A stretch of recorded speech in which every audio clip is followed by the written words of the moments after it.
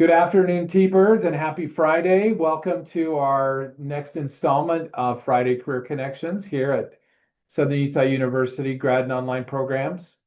We're very excited for our guest today.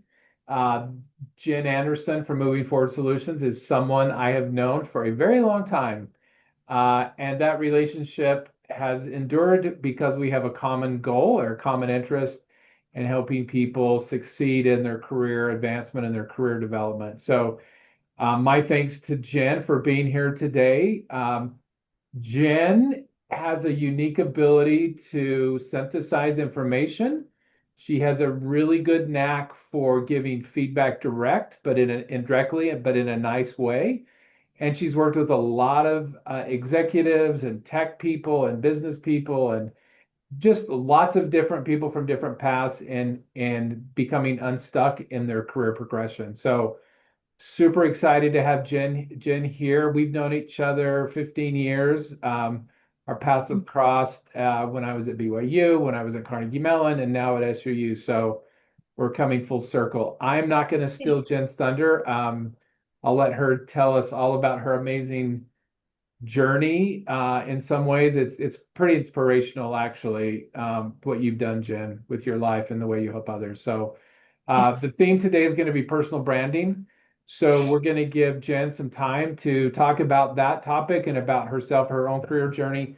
And then, as always, we will have it open for questions in the chat. So as Jenn's progressing, feel free to drop something in and we'll get to those Yeah, questions today. So Jenn, so again, good. thank you for being here. She's coming from the cold state of Missouri, so Right. take it away. Thanks, Tad. Hello, T-Birds. Oh my heck, you guys, this is so fun to be with you. Tad, thank you. Great friend. If anybody has a Tad Brinkerhoff in your corner, you're doing good in life. I mean, seriously. And so thank you, Tad. I truly appreciate you. And it's so fun to connect with Utah. I'm kind of missing Utah a little bit. I left Utah 4 years ago to move to Missouri. That's a whole nother story, but in a nutshell, God woke us up at 3 o'clock in the morning and asked us to move, and we did the thing. And it's been a crazy ride since. And so, anyhow, it's good times. But today, I want to talk to you about personal branding and how it's such an important part of your career. And so, before we get into all that, I want to make sure you just know just a little bit about me. And I'm assuming you can see my slides. Yeah? Yep. Okay. All right. Awesome.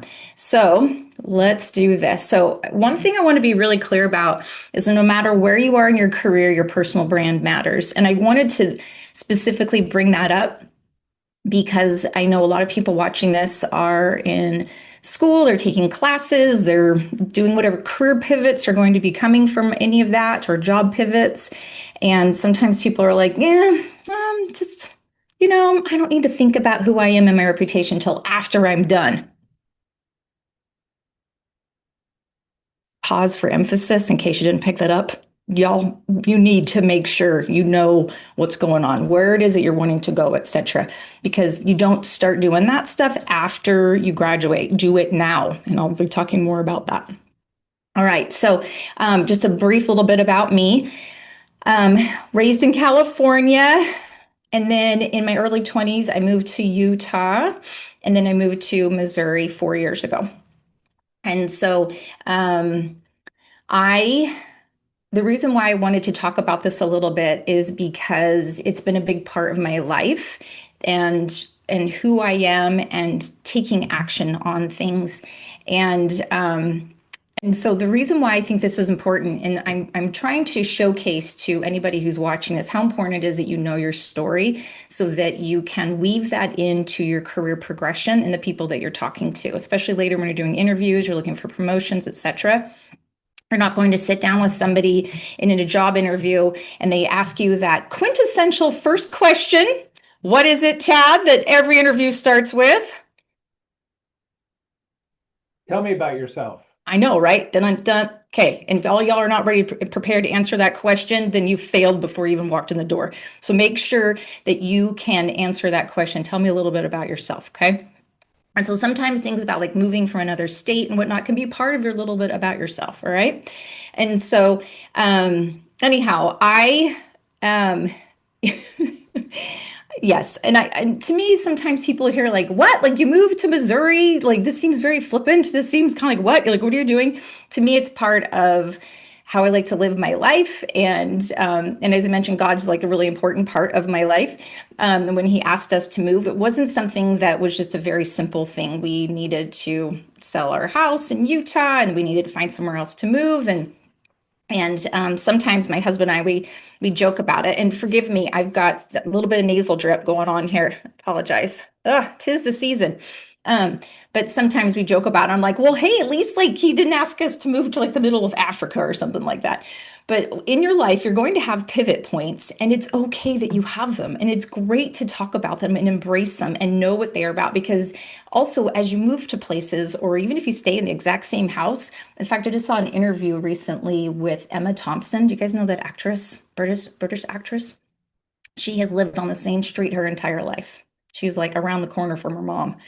And like that doesn't happen normally. People are like moving all over the place, even just within like where like I think a lot of people in your program, most people are from Utah, right? Right? Vast majority. So, but you may not stay in Utah, right? So you might decide to move somewhere else, opportunity with a company or whatever else. But again, just knowing your overall story about who you are is really, really valuable. And that's a beautiful thing that you bring to the table. And you don't have to hide that stuff, that you have these things that have happened in your life. So long as you can tell a good story around it. This is where we live now. This is Stargazer Ranch. With our I should have showed a picture of what it looks like right now. It's not that green right now. And that big, huge green bush that you see there on the right, that is my cucumber plant. That one was 8 feet tall. And that's a 10-foot long growing box. And it's a big tunnel that I could walk through the middle. And sometimes I'd stand in it and I just listen to the bees buzzing. And then on the left, that's the same kind of direction of that other picture, but that's a sunrise. And so you might be thinking, what does this have to do with personal branding? The reason why I'm sharing this is because sometimes in your life, you are going to do different things with your career. You might live in different places. You might have different things you want to do. But here's the deal, you guys. Are you listening? Come in close. Come in close. Your personal brand doesn't change. Thank you, Jonathan, for leaning in. I appreciate that. Okay. It doesn't change. No matter where you move, no matter where you go, your brand is going to stick with you. But a lot of people don't first figure out what their brand is, so then they know what it is that they're living toward. Okay, so we're going to talk a little bit more about that. But this is where I'm at, and I'm having a great time. And one cool thing is that now that we have our ranch, I actually host clients here at our land. And I do VIP days with people where we do deep dives about their business and their leadership stuff. And it's so fun to pull people away from the busy of city and bring them to this, right? And to sit on that deck that faces the sunrise and enjoy a wonderful mug of herbal tea as the sunrise is coming up. It's beautiful and it's amazing. And I'm very grateful that I can do this and I get to do this. And that's a beautiful thing that has come because we follow that prompting to move. This is me, Cleo, my favorite chicken, there on the left. I love me, Cleo. She's hilarious. And then I've gotten into sourdough and growing the whole bit. If you've ever heard the whole thing, it starts with sourdough starter. It totally does. Just in case you're wondering, it always starts with sourdough starter. And yes, we're homeschooling our kid. We're doing the whole thing. Okay. And then the reason why I have these two pictures here of the library and a group of kids is because in our little town, we live in a tiny little town that has like 1,900 people. I used to live in Layton, if anybody knows where that is in Davis County. So large town, well over like 100,000 people. So now like when I want to go to like Costco, it's a 45-minute one-way drive just to get to Costco. So like the whole go to town for supplies, that's my life. All right. And so we have a cute little library here in town. And one of the things I wanted to do was to start a homeschool co-op because we couldn't find other people. We couldn't find a good co-op they were looking for. So I connected with the library. They have a little community room and the library here is tiny. I don't even know what the square footage is, but it's smaller. I don't even know, maybe 1,500 square feet, maybe 1,200 square feet is pretty little. And so, but they have a cute little community room that they let us use for our homeschool co-op. And the reason why this stuff is important, again, is because Your personal brand is not just about who you are professionally. Okay, your personal brand is also who you are personally. And the more you're clear about your personal brand, then it can help you to show up in all areas of your life, and be consistent across the board. And that is a true sign of success in your life when people see you and they know who you are. This is me. This is me cleaned up, looking all pretty and stuff, not out on the farm.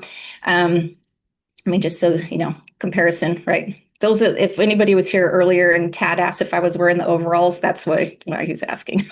Okay. Anyhow, but professionally, I've been helping people with their executive presence for over 16 years. Actually, now we're in 2026. I can change it to over 17 years. But I do work with national, international companies to build their leaders into the leaders that everyone wants to work for. And part of how I do that is to help them with having that executive presence that they need those leaders to have. Part of it is knowing what their personal brand is. It comes right into all of that. So I speak to teams and universities, corporations, all sorts of fun things. I wrote a book that is named Call for Compassion and is about building compassionate leaders for collaborative workplaces. Because yes, you can be nice and you can be compassionate and you can still be in business, just in case you were wondering. It's very possible. And I've been published in Forbes and other industry magazines, and my website's there, themovingforwardsolutions.com. All right, so let's talk about what is a personal brand. So a personal brand is a number of different things related to how people perceive you and how you want people to perceive you, because sometimes those can be a little bit different, how you think people perceive you and what you want to be known for and what people actually think of you. And so, actually, before we talk about what is not, I'm curious, this is where it's great, like in chat, or people can come off mute. Just in your words, what do you think a personal brand is? Tad, you're not allowed to answer.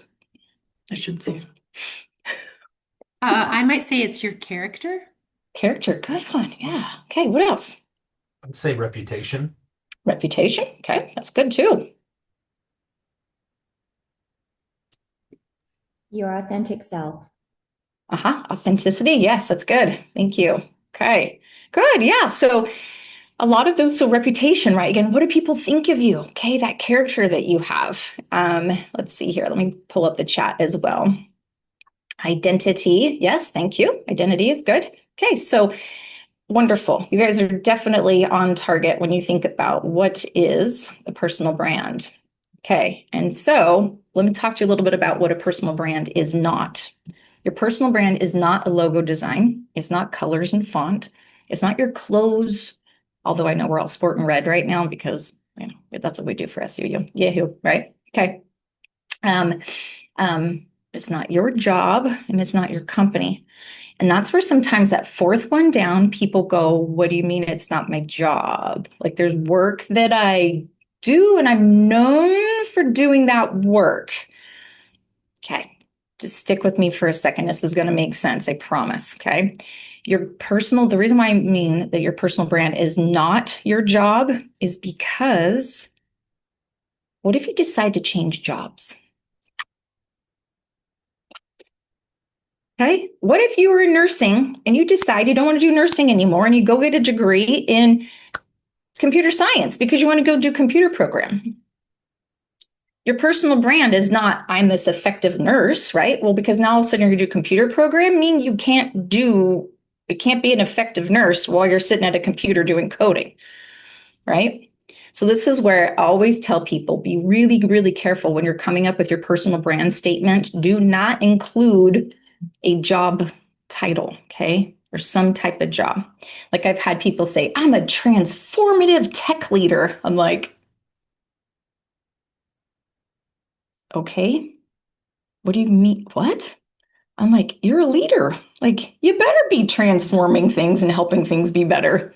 It's just like, that's boilerplate baseline. That's part of the package anymore, y'all. Okay.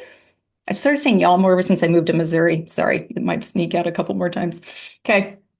So you need to recognize, again, like in that transformative tech leader, because what if that person stops being a leader? What if they're an individual contributor now, right? So they don't have the leader title. Or what if they decide to get out of tech and go do something else? Okay.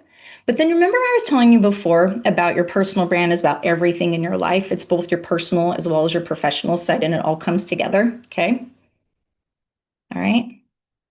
And so, do you really think that at your funeral, your children, I'm talking years from now, right? Your children are going to stand up if you're the one who wants to be known as a transformative tech leader? You really think your kids are going to stand up at your funeral and say, when I think of my mom, I think of her as a transformative tech leader? No, no. Well, I guess it could happen, but really, like, that's not what's going to happen. Okay. And so, again, your personal brand is about everything in your life, both the personal as well as the professional side. So, you really want to come up with something that is about you that encompasses all of it, right? Your reputation at home and in workplace, your community, etc. All right. Also, your personal brand is not the same thing as your company. So if any of you are business owners, or you're thinking like maybe you're part of the founding team of a company, or you're going to go work for a company because a company is a great brand, awesome. That's wonderful. That company, whoever in the marketing and HR team, they're doing a good job of building that company employer brand. That's fine. But as soon as you go join them, doesn't mean like all of a sudden your brand goes away. That company has its own brand. I kind of like to think of it as like a wagon train, right? It's like, okay, I'm going to hook my wagon. Here I am. I'm going to hook it to the company and I'm going to connect with them. Right. But it doesn't mean that all of a sudden your brand changes, but you need to make sure people know what your brand is. You still certainly want to make sure you're continue to perpetuate your own brand as well, because what happens? Jobs come and go, right? Jen, can I ask you a question on that though? Please. So, as I'm thinking about what you're saying, and I agree with you, but I'm thinking, okay, I've worked in education for a very long time. Mm-hmm. Isn't education part of my brand? Like I'm passionate, I work in education. Mm-hmm. Shouldn't that be associated? Shouldn't I be known as like the education guy? Well, okay, you could be known for that. You really could if you wanted to, right? Um, so if I go back to the example of the transformative tech leader, right? You could be a transformative leader in education, right? You could, I mean, you could technically have that. My bigger thing is I want you all to stop and think and imagine it's your funeral, which I know is totally morbid, but seriously, y'all, like we're going to die. It's going to happen. Okay. And if you didn't know, here's your news flash for today. All right. And so, but then, Tad, this is where you would imagine it's your funeral. There's no more live in your life. Are you going to feel great that when your kids gets up and they say, when I think of my dad, I think of the education guy? Does that resonate with you? And if you're like, oh, I need to qualify that a little bit, or, Yeah. Well, maybe. okay. I know my dad passed away last year and he taught in high school for a long time. And that was that that dedication, the love of teaching was highlighted at his funeral. Okay. But I think you're right in some ways. I think it was his compassion, his patience that really Exactly. stood out within the Thank you. context of education. And I know Val and I had and a lot of people here know Sterling Church, who recently passed away. He was a leader here on campus and really affected a lot of student leaders. And I think, yeah, his patience, his compassion was noted, but I think it was connected to his role in leadership and education. So yeah, Okay. I Yeah. could see it. Right. And that's, I mean, typically if you think of somebody who's built a pretty good career, like, and I'm not talking about like all like you're the CEO of a company to have a good career, maybe like you've made a good impact, right? And something that's substantive, then at your that person's funeral, likely it's going to be brought up. Right. So they may be a colleague. I don't know, like for your father, when at his funeral, was there somebody who was like a lifelong friend or colleague or somebody who spoke in addition to family members or anything like that? Okay, gotcha. But sometimes that happens, right? Yeah. And um, so again, it's not that you're the education guy. It's the why are you in education truly, Tad? Well, values, right? I worked in Mm-hmm. corporate for a while and liked it, but the sense of satisfaction, like I worked for a software company and every quarter we focused on the revenue. So our stock price would stay high. Mm-hmm. And that just didn't long term, that wasn't satisfying for me. Okay. And I wanted to be something that was more impactful in someone's life, not just trying to keep the stock price up so the CEO could cash out at the end. So Okay. that's why I transitioned. Gotcha. Yeah. Okay. Right. And when we make those little career pivots and whatnot, they can be little or they can be big, right? So somebody could say it's a big career pivot to go from working in corporate to being in education, but because there's a deeper thing that's going on, right? And so this is again, let's just say hypothetically, all of you are in academia. Okay. Students, everybody, every single one of you is working as something related to education. I'm not talking about um, like marketing or like accounting or something. I'm talking about like you are directly working with students in some way. Okay. But each of you would have a deeper why as to why you're doing that. Okay. So it's the same thing. Like if I entered all of you into nursing school tomorrow and 4 years from now, you all pop out, you're all going to have the ability to have RN after your name. Okay. For registered nurse, but who you are and how you go about approaching things is going to be different. Okay. Even though there's this baseline, okay, we're all in nursing, right? So coming back to the education thing. So then that's where, do you remember I was saying earlier in this, I said it's really important you know your story about who you are. Okay. It's really important you understand those pivots and things that are going on. But to be able to speak about those at a deeper level and what it has done for you is very, very valuable when you're in an interview or if you're looking getting promoted or if you're going to volunteer in some way. Maybe somebody's talking to you about coming and being on the board of some organization or whatever it is. They're going to ask and they're saying, tell us, why is education so important to you? Right. And so then being able to articulate that story is very valuable. And I'm just using education, Tad, because you're in education, right? But we could say same thing about, well, why is technology so important to you? Or why is marketing so important to you? Right. So understanding your stories and being a good storyteller about yourself, I feel really starts with understanding your personal brand, because then you know what it is that you want to be known for. Okay. And so I'll give myself as a little example here. My personal brand is Activate. And when I see it in my mind, I see it in all capital letters with an exclamation point at the end of it, like activate, right? Like we're going and we're doing the thing. And so um, when we moved to this small town a couple of years ago, so February will be 2 years that we moved to this particular town, I was in the library and this lady walks up to me. She looked like she's about 70 years old, and I'm 5'8", and she's like probably like a head shorter than me. She walked right up to me and she just about poked me in the like the sternum area. And she says, "I need you to be on the Friends of the Library board." I'm like, "Well, hi." And she had a little thing on her neck, a little necklace that showed what her name was. And I said, "Is your name Mary?" And she said, "Yes." I said, "Well, nice to meet you. I'm Jenn Anderson." And I said, "So why do I need?" She's like, "I can just tell that you bring energy and we need some energy on our board." And I'm like, "Okay, sister, thank you." She hadn't seen me present anywhere. She hadn't seen me conduct a training. She had never been through a coaching session with me, nothing. But just by the way how I carry myself and the energy that I bring, she's like, "We need that kind of energy." And I said, "Well, thank you for the invitation. We'll talk about it later." And I asked for a few months. I'm like, I need to kind of get settled. I'm like figuring out how to live a life where I have acreage now. And as much as I appreciate the library, I don't necessarily need to be on your Friends of the Library board yet. I said, "Keep the door open for me." And she said, "Oh, yeah, I will." Needless to say, now I'm on the board of the Friends of the Library. Okay.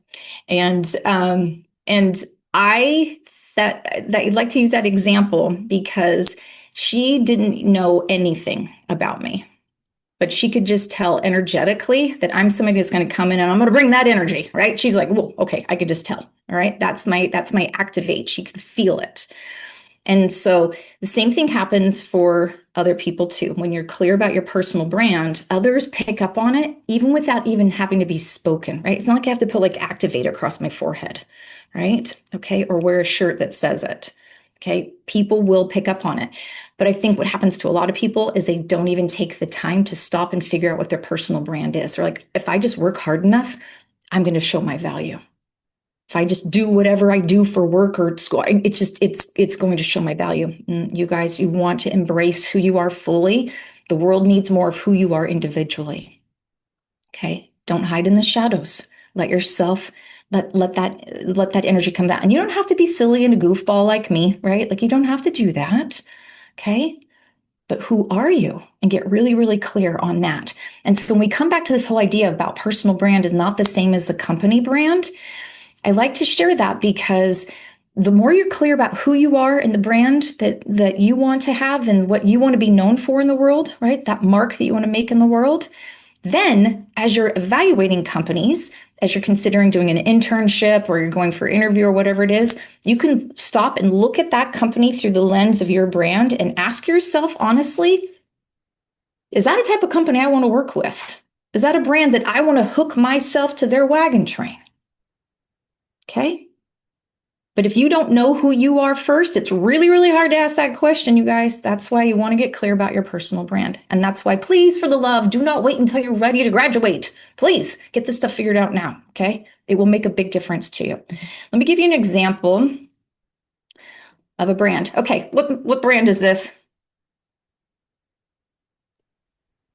McDonald's. McDonald's, that's right. Okay, by show of hands, who has eaten at a McDonald's outside of the United States? Okay. Why'd you go to McDonald's? Somebody. Jonathan, I'm picking on you. Generally because you know what you're getting. Yeah. It's Thank you. consistency, right? Right? Exactly. Absolutely. What country did you go to? Where did you eat McDonald's? In Europe, so I think that it was probably Copenhagen. Okay.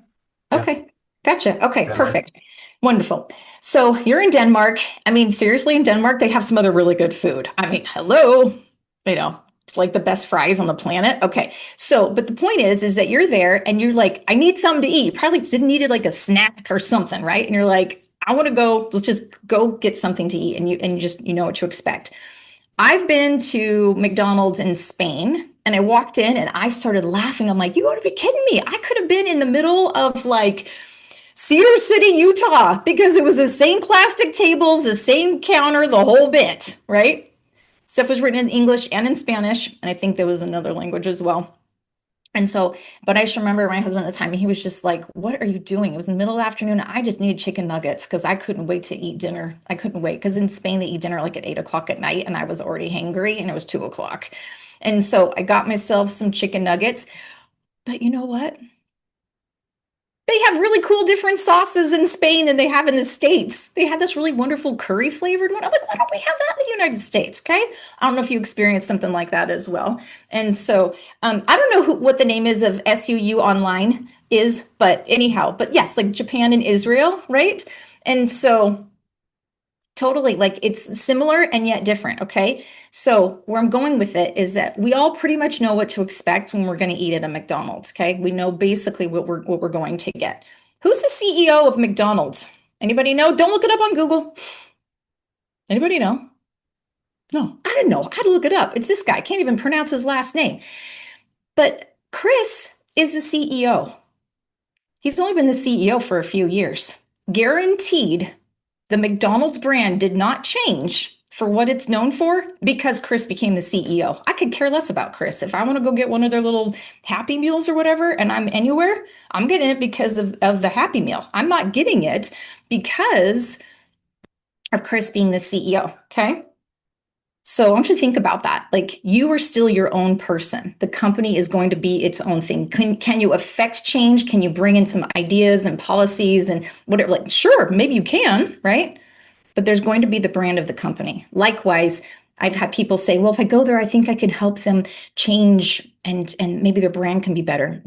There's so much behind that, so much behind it. You cannot change. All right. So just keep that in mind about the brand. Okay. And then I've had people say, well, I'm a firefighter or a musician, or I do accounting or nursing. I'm in tech. I'm a farmer, whatever. Like, why do I need a brand? Because everybody has a brand, you guys. Every single person has a brand. And I could take that firefighter and I can enroll them in school. And in a couple of years from now, they can be an accountant. They're no longer a firefighter, right? So that's why we don't want your brand statement to be about the job title. Okay. Your brand is different than the actual job title. Okay. I have a question, Jen. Yeah, please go ahead. So, do you have a brand even if you don't recognize what it is, because Yes. we all have a certain energy that we bring. Uh-huh. And are we living our life on autopilot if we don't know what our brand is, but yet everyone's feeling the energy and we're just not acknowledging it? Like, what is that? Mhm. Yeah, Tell me about exactly. that. Because most people don't take the time to slow down to figure out what their brand is. They're just doing their thing, right? And so, also, some of us are trying to outrun reputation. Okay. I have had friends who I haven't seen. I'm 51 years old. I have friends that I haven't like been like in their lives on a regular basis since high school. I graduated high school in 1992. And they're like, what? Like you're speaking on stages? You're an author? What they remember me as is this very shy little girl that wouldn't even raise her hand in class, even though I knew the answers. And so it's like they can't even wrap their mind around what it is. But I always knew inside of me that I love to get things started. So in my very small, tight friend group, they knew that about me.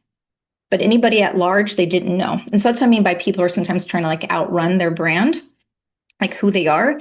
And sometimes people just won't go back to their hometowns or like, I can't even deal with that. Like I don't want to be pigeonholed as that particular person. So setting that example aside, the other thing that happens with people is what I mean by people don't just slow down and figure it out is because so often there's a disconnect for people to understand why does knowing my personal brand help me with dollars in my personal checking account. A lot of times people associate personal brand with an influencer on Instagram. Pick your favorite Kardashian kind of stuff, right? And it's like, I'm not that person. It's like, great, don't be that person. Let the Kardashians be the Kardashians, right? Okay. And so, but you yourself, you still have a brand. What is it that you want to be known for? And in your corner of the world and in your roles of your life, how is it that you want to be known? Because what ends up happening for most of us that are working full time for somebody else, there are going to be conversations happening behind closed doors that you're not going to be a part of. And they're going to be discussing the proverbial the executives, if you will, are going to talk about, we've got this new initiative coming up. Who do we think in our team would be good to lead that? Okay. And while you might be over here thinking, I'm this hard worker, I'm going to let my work prove myself. Okay. And then I bet this has happened to just about all of you. If not, you probably know somebody this has happened to. All of a sudden, you get loudmouth Larry over here that gets the promotion, and you're like, what? He's stealing all my ideas. And then he gets the promotion because they're talking about him behind the closed doors, right? They're like, oh, yeah, Larry, he seems to really know what's going on. Let's have him be in charge. Okay, so this is where, again, you need to know who you are. And I'm not talking about being loudmouth Larry for your personal brand. Okay, but what I'm talking about is standing up for yourself, representing yourself really well, working. This all comes back to that executive presence. This is the body of the work that I do. This is the core of the stuff I work with people.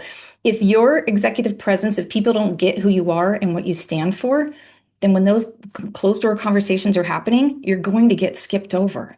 So, but again, your executive presence just doesn't magically appear. Okay. That's why personal brand, that's why we're talking about it today. So it becomes part of all of that. And I feel like there are some questions or something. Could answer the question, what's your superpower? Yeah, sure, that'd be fine. But again, have you determined your superpower? Have you validated it? Please put your questions. Yep.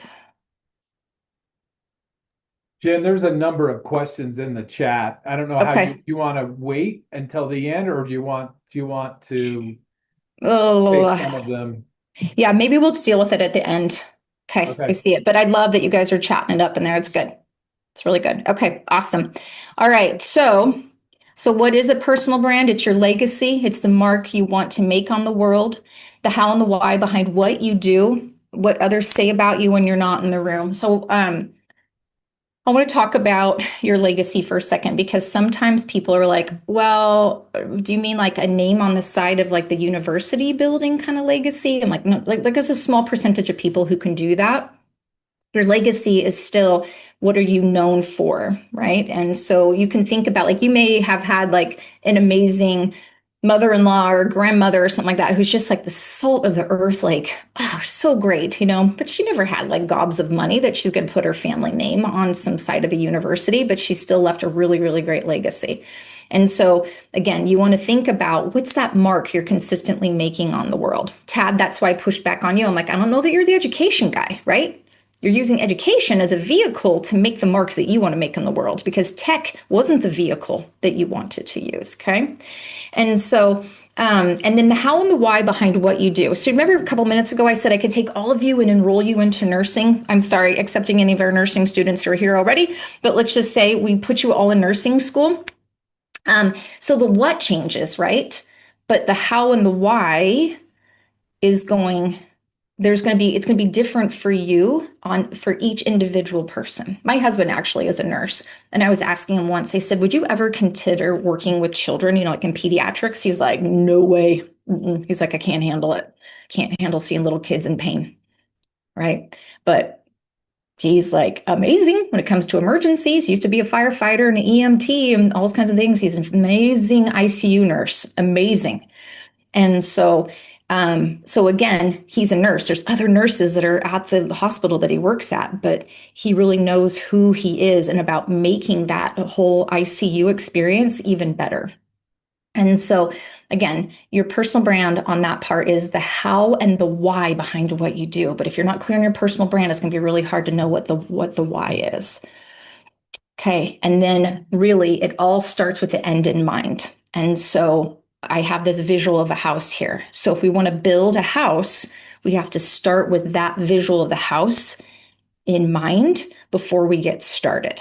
Because otherwise you're just going to have this like ramshackle random stuff thrown together and it's not going to look very good, right? But instead, we stop and we think about things like the blueprint. Maybe we work with an architect, right? Or maybe we buy architectural drawings from somebody else, right? That have already existed and we really like the layout of that house. But we start with that end in mind. You can envision that house with the 4 bedrooms and the 3 bathrooms and the porch and whatever it is, okay? But you start with that. But a lot of times it's even more than just the house, right? Because what are we doing in a house? We're living in it. We're experiencing. It's the same thing in our careers. It's more than being in education. It's more than being a nurse. We're living it. We're experiencing it. It's part of all the things that make us who we are. And that's pretty powerful when you think about it. It's more than just those commas and zeros in your bank account. Okay? And when you get to that place, yes, money is important. I get it. It's an amazing tool. Trust me, I get it. Okay? It costs a hot cent to run a farm. I'm just saying. Okay. But what I am saying, though, is the more you understand your story and who you are and what you're all about, then it's not so much just about the job. It's how you're showing up. Okay. All right. In the work I do, it's called the build method. And this is all about the building executive presence without losing yourself, because I'm very, very passionate about helping you individually to make sure that you're still showing up and that you're not losing yourself. Okay. So you can see the build method. It represents blueprint, unique, influence, leverage, and develop. So today, though, I want to talk just a little bit about the blueprint part, which is knowing your foundation. And here's why. Think of if we're going to build a house, right? So I just talked a minute ago about understanding like architecturally. So we've got some house examples here. So here's a beautiful 2-story casita. Here's a house out in the woods. I want you guys just kind of think about like what's your like dream house. Just take a second. Just think of what your dream house might look like. Just take a moment. Maybe you have more than one dream house, but just pick one. Okay. All right. Okay. Maybe it's a high rise, right? I don't know, every different things. This is just kind of a joke. Maybe it's a gingerbread house, right? So it doesn't matter, okay? We have all these different kinds of houses, okay?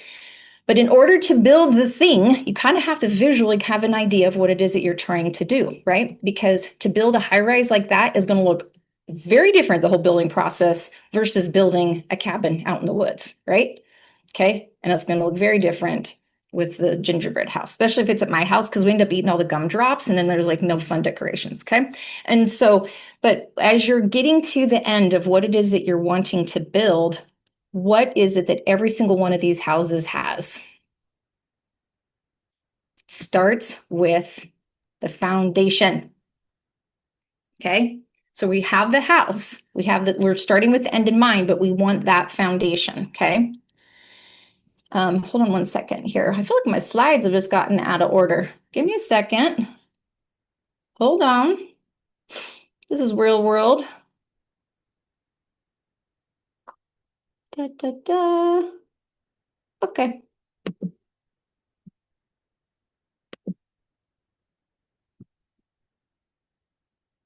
You guys get to see me pivot on the fly.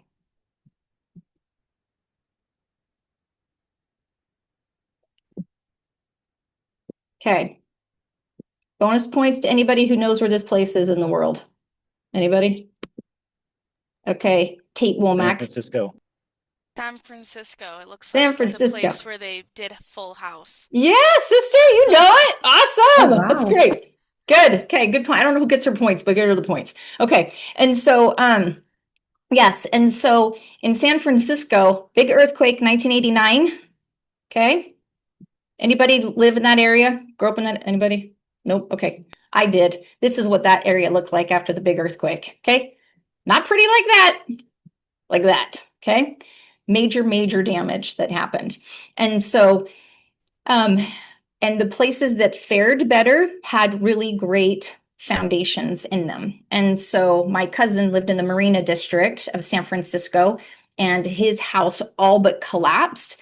And so what happened is because the Marina District was built out onto the water because San Francisco was a peninsula, there wasn't enough land. So they started throwing a bunch of like rocks and like debris and stuff like out in the water, and they built up on top of that.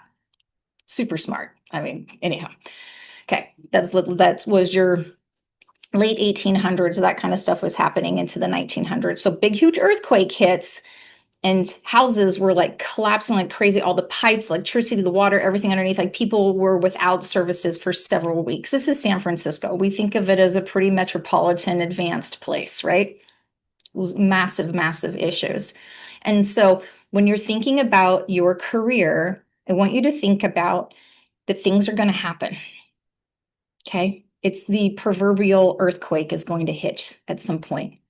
And if you have a really solid foundation of your personal brand, then if the earthquakes hit, you're going to recover from it faster. And I was talking to my cousin Billy, again, who lives in San Francisco in the Marina District.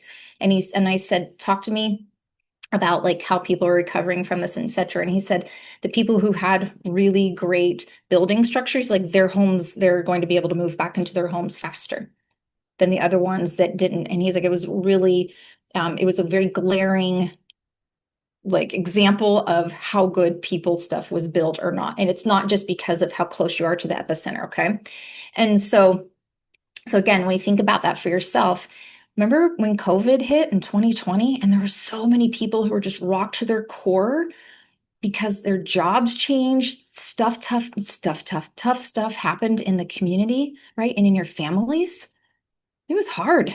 It was really hard. And the people who bounced back and could flow with it better in their careers were those people who had a stronger reputation, and people had to make pivots. Like I remember I had a friend of mine from college. He's a great writer, and he'd been working at a bar as a bartender up in Seattle, and everything changed about his job, completely shut down because people weren't going out to restaurants. Right? And so, and in the end, we can't control when things like COVID hit, but what we can control, what's in our circle of influence, right? Start with what is your personal brand? Get really clear on that because you don't know what's going to hit you from the outside. Okay. Your company could sell, your position could be downsized. The industry could radically change. Look at what AI is doing, right? There's so many things that can come at you. What can you control? Right. So again, back to my cousin Billy in San Francisco, he's like, this really showed us like what could people control about how they're building things. And anyhow, there's much more of that story about San Francisco and how they came back. But in the end, there was much stronger and better building practices. So when you think about your brand, this is a picture here of a very strong foundation.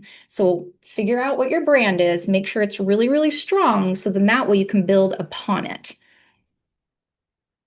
And you want to think of something that's going to survive and is going to last a long time. And that's why I love showing this picture. This is actually from a town called Isla in Jordan. And this is a medieval time frame building. So it was built like in the 600s-ish.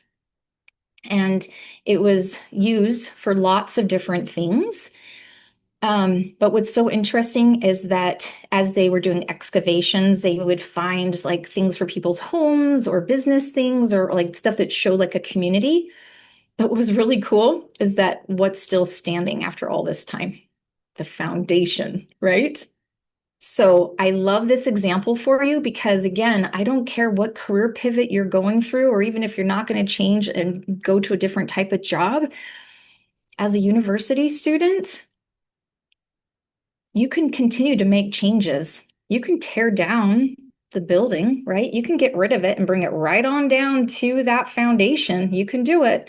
That's okay. But you're going to rebuild upon that foundation that was existing.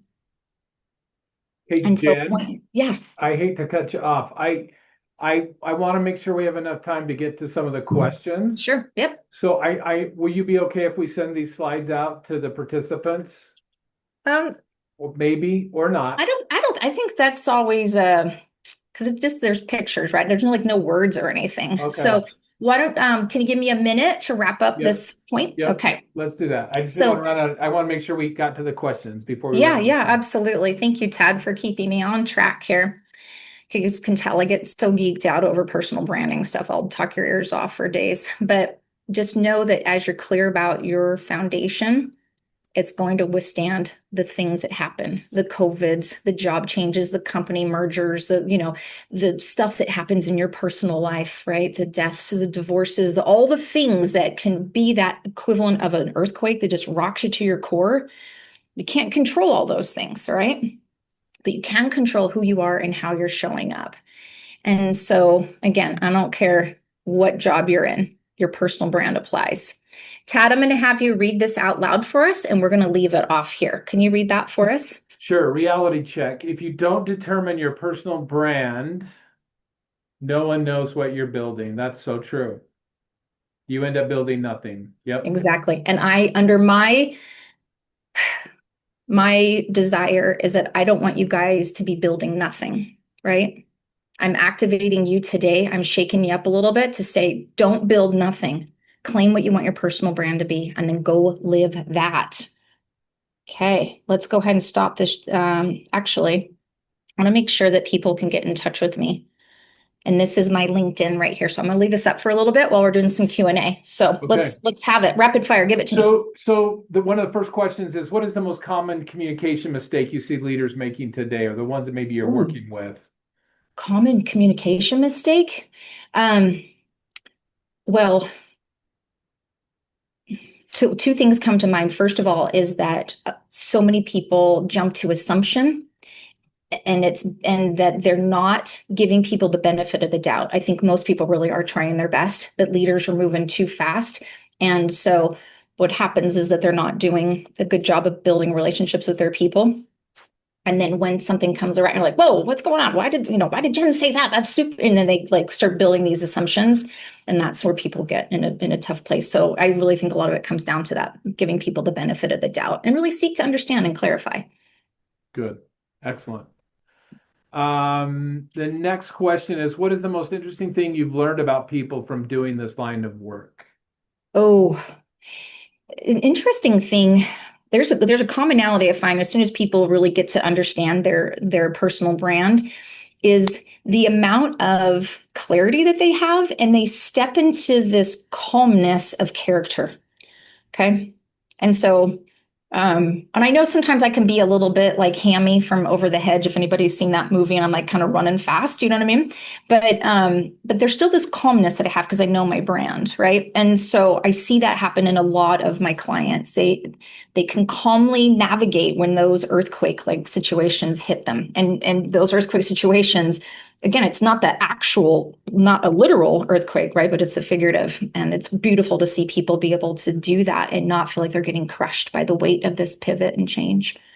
Great. All right. Thank you. Yeah. The next question is, what do people need to understand about allowing others to change, both them allowing others to change in their minds and others allowing them to change related to outrunning a reputation? Oh, that's juicy. Okay. Can you read the first part of the question? I just want to make sure I. So, what do we need to understand about allowing others to change? Like, how much Okay. grace do we give Yeah. them? I'm Okay. interpreting that. Yeah. Um, Okay. Got it. and how do, yeah, how much grace do we give each other in Sure. making those changes and those pivots? Yeah, absolutely. Well, I mean, in the end, um, if somebody's making pivots towards something and it's directly a negative thing for you, I mean, that's boundaries are always like something, we need to consider. But in general, if we're thinking of it more of like a positive thing and we're seeing somebody, evolving and growing and moving on and doing something better, I think if you hear other people bad mouthing that person behind their back, I mean, I've heard this, I've done this with people before. I'm like, why are you saying, like, have you even talked to them? Why are you complaining about them behind their back? Go talk to that person directly. And they're like, oh, well, I wouldn't do that. I'm like, oh, but you'll spend time, making negative comments about them. And so I think that there's some of that too, like we just stand up for each other because wouldn't you want somebody to stand up for you as well? And then if there's not really any kind of negative commentary, but you're just seeing somebody making these pivots and whatnot, genuinely just get to know them, right? Put on that Sherlock Holmes hat and say, tell me what is happening with all this. This sounds amazing. Tell me more, right? I love that question, or asking questions with tell me more versus why are you doing this? Yeah, Right? Because why has a real like nails on a chalkboard feel to our emotions, right? You're still asking the same, like I want to know why it happened, but by changing the words to tell me more about how college is going, how you've made this change, this new job. Starting it off with tell me, it comes across so much more genuine and you can really feel the difference, kind of going back to that grace point that you're making, right? So yeah. try to tell And me. Jen, you do that well. Like the conversations we've had over the years when we try to reach a goal, you do that, and I admire that about you. And that's something I'd like to do more of. Is as ask that question, tell me more, Tell me. Yeah. because it really invites people to share even more. Hmm. So, okay, Right. fantastic. What's the most surprising transformation that your clients get from working with you? Do they often come to you for one thing, like help getting a job, but leave with pursuing a different industry career direction? Oh, yeah, most of the people that come to me are not specifically looking to make a job change. They're usually in what I call the messy middle. So they're in this place of like, I can feel it in my bones that something needs to change. I don't know if it's making a job change, if I'm going to go back and get some more education, if I'm going to move to a different industry altogether, if I'm staying or whatever, but like they just feel uncomfortable in their skin and in their bones. And it's like this really weird spot and they don't really feel safe to go talk to their boss. A lot of times they don't feel safe talking to their significant other because what do our significant others say to us when we tell them we're unhappy with their job? What do they say? Hey, babe, whatever makes you happy, right? Want, super not helpful, right? Okay. We're not talking about choosing between Mexican food and Thai food for dinner, right?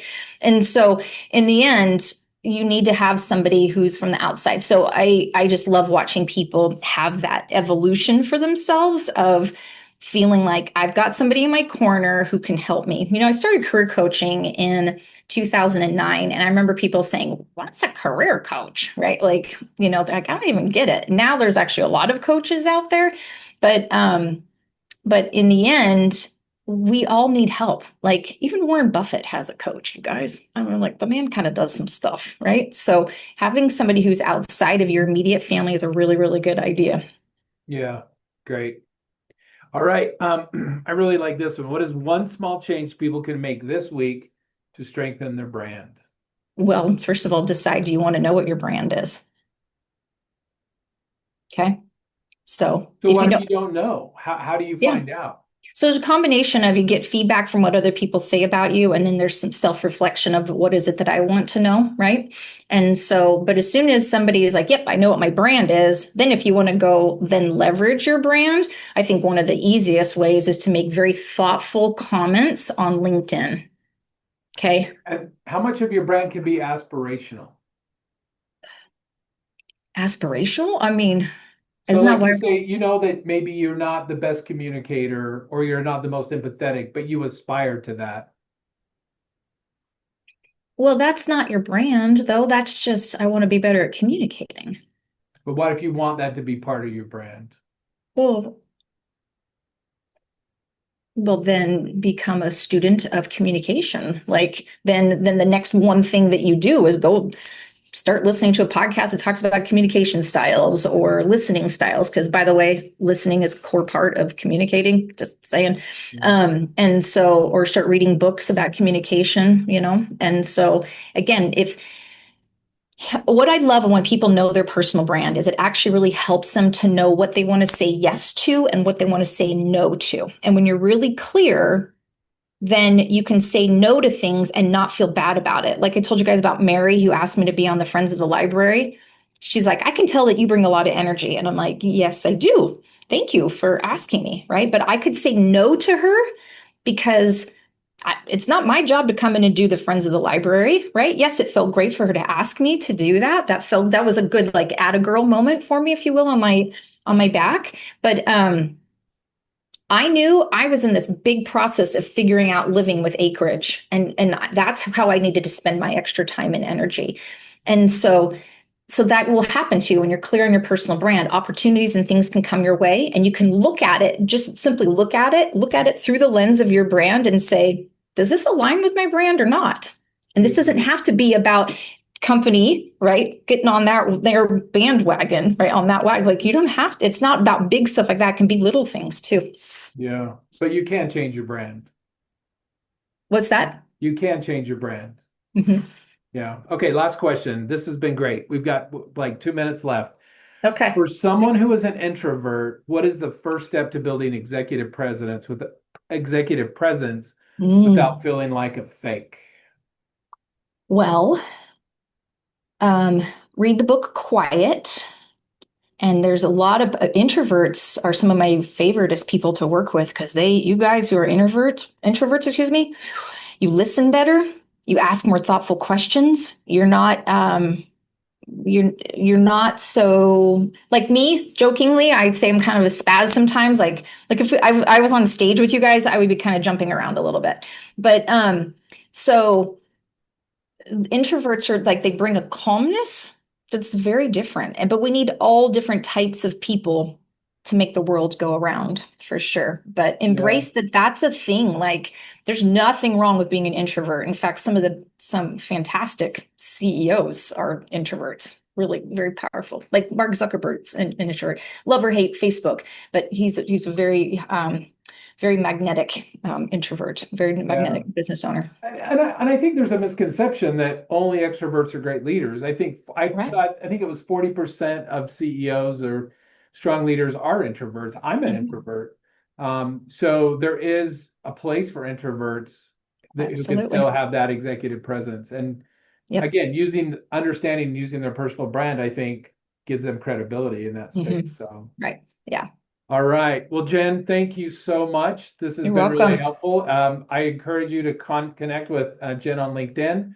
She's a great Yeah. resource. She's always posting stuff on her LinkedIn that's really helpful. So we can all take some time this weekend to reflect on our personal brand, how if we know what it is, if we don't, we'll figure it out what it is, and then if we know what it is, we can strengthen it. So Yes. thank you. And just being here, all of you who have chosen to be here with us, I think that says a lot about who you're trying to become. So thank you for joining us.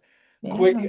Quick announcement. Next week we have professional Sam Allman, who's a former professor of leadership and career management at Kennesaw State in Georgia, who is now living in Utah and is doing volunteer career development. So on a volunteer basis. So join us next week, next Friday at noon, to hear from Professor Sam Allman about leadership and how that relates to our career development. So, Jenn, be safe in Missouri. Stay Yeah. warm, Thanks, and you guys. thanks so much for being here. And thanks everyone for Yeah. joining us. We'll Thank see you next you. week. Thank you. Take care. Bye. Bye bye.